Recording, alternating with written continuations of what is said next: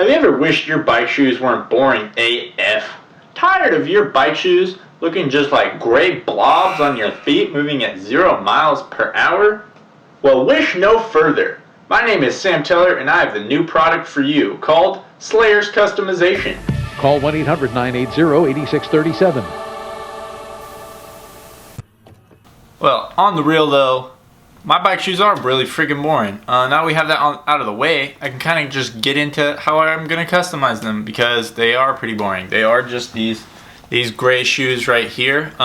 This one does have a little bit of grease and a little bit of blood, it looks like, on it from a previous accident. So it's not completely barren, but they're not too exciting. The gray might be kind of cool, but I'm looking to spice them up a little bit.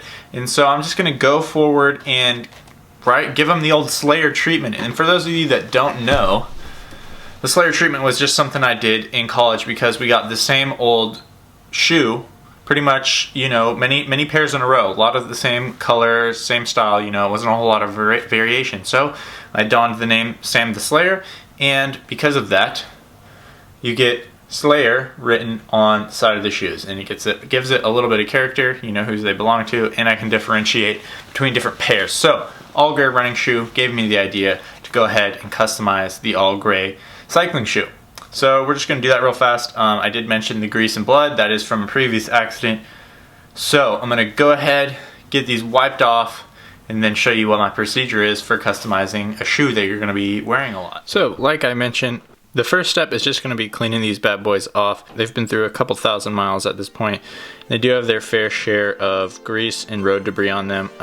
This little bits of damage here, and I think that might be blood there, was actually caused by a wreck just a few weeks ago. So I'm going to clean that off.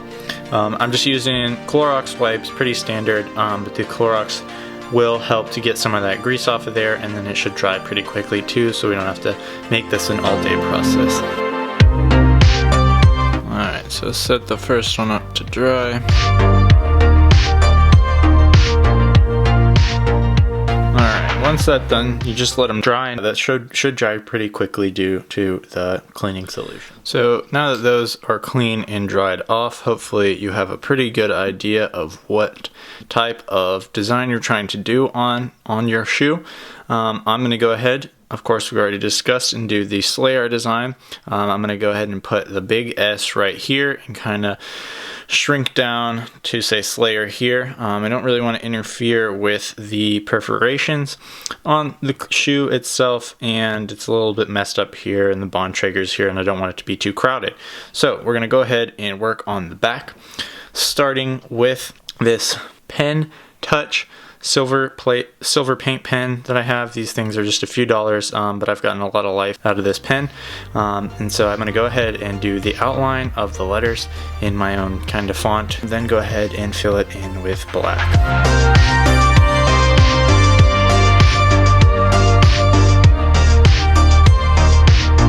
Alright, so we have the completed Slayer. It turned out decently. I wish I had gone a little bit bigger on the A, but you know, hindsight 2020.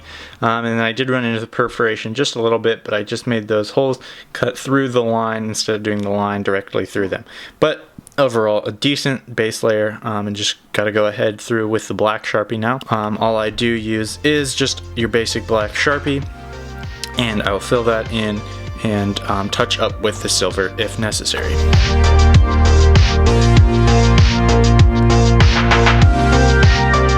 Filling that in with the black turned out pretty well. I'm going to go ahead and touch up the A just a tad and add that little center triangle to that.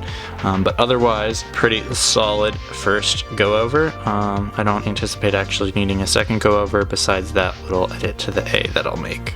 And with that, it's onto the left shoe. Now here, of course, it's going to be reversed kind of on the shoe, starting with the S down here in the smallest position. So same procedure going forward here.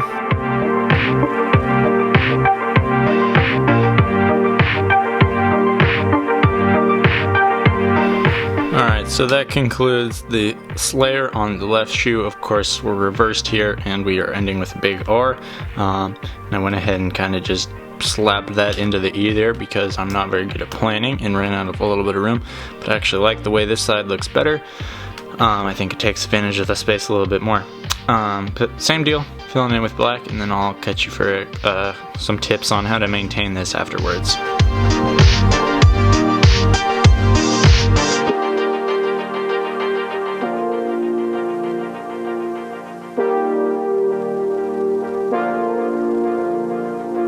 Done with that side. Nice little comic book font going on here.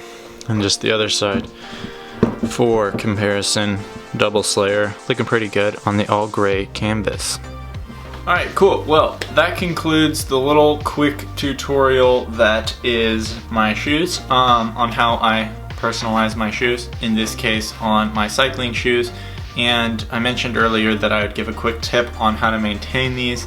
For my running shoes, I didn't try to put any type of clear epoxy or sealant on them, and I really don't plan on doing the same here. If you had a clear-ish sealant or epoxy like Mod Podge or some type of spray, you could go ahead and use that.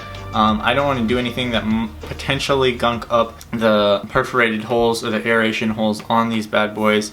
So I'm not going to do that. I also am not too worried that these are going to get as scuffed up as running shoes. I mean, going through rain and falling will do that eventually, but I don't mind. Another thing, obviously this is not the cleanest of lines, it's not the most professional look, but for the word Slayer, I really don't mind that. It kind of plays into it, honestly. If you are looking to do a little bit of a smoother of a job than what I did, you may want to go ahead and just be really careful and only want to go over each line once. Also, this type of material I do believe would lend itself to some kind of decal if you either have it custom done. I don't know if anyone does that, but if you were on a relatively flat, smaller section of the shoe, you'd probably get a decal to stick for a long time because of the vinyl material that this shoe is made of. But that's just my 2 cents. Thanks for watching and bearing through that introduction with me. But yeah, a little bit more customization, and in the future, might have to go ahead and add the good old Lightning McQueen quote, "I am speed," to the straps across the top, just for a little bit of an extra wattage boost. That's all I have for you this week. I'll catch you next week with something even cooler. Why not? Why don't we be optimistic and just assume that something that's coming next week is going to be cooler? All right, see you guys.